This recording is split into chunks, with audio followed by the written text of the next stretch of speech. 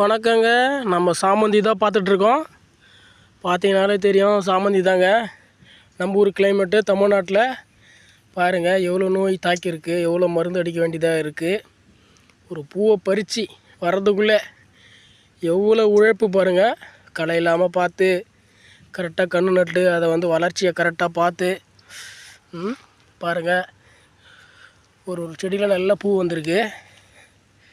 எங்கள் சித்தப்பா ஒருத்தான் போட்டிருக்காரு. 2 கலராக போட்டிருக்காரு, 2 விதமாக. ஒரு தோட்டத்தில் இந்த கலரு, அந்த கலர் பேர் எனக்கு சரியாக தெரில.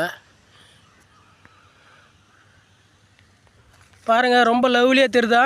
பாருங்கள் எவ்வளோ அழகாக தெரியுது பார்த்தீங்களா? அப்படியே இயற்கையை ரசிங்க. பார்த்தீங்கனாலே தெரியும் எவ்வளவு நோய் தாக்குதுங்க பாருங்கள். இருந்தாலும் எவ்வளோ ரிசல்ட்டு, எவ்வளோ கடின உழைப்புக்கு அப்புறம் அந்த பூ பூத்துருக்கு. எல்லாம் உழைப்பு தாங்க. உழைப்பு இல்லாமல் எதுவும் கிடைக்காது. உழைப்பின்றி ஊதியம் இல்லை. பூ பூத்துட்டாலே ஒரு நாள் கூத்து தான். அந்த ஒரு நாள் கூத்துக்கு எத்தனை நாள் உழைப்பு, எவ்வளோ உழைப்பு செலுத்தணும், எவ்வளோ களை இல்லாமல் பாருங்கள். களை இல்லாமல் அழகாக அந்த செடியை கொண்டு போகணும் பாருங்கள். மஞ்சி போட்டு தண்ணி பாசி பார்த்தாலே தெரியும். எல்லாம் ஒரு நாள் கூத்து தான். அந்த பூ பொறுத்தளவில் ஒரே நாள் கூத்து தான்.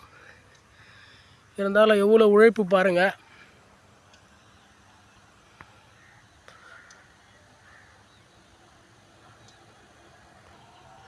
இன்னொரு பூவும் போட்டிருக்காரு. இன்னொரு கலரு வெள்ளை கலராக இருக்குது, லைட்டாக மஞ்சளாகவும்.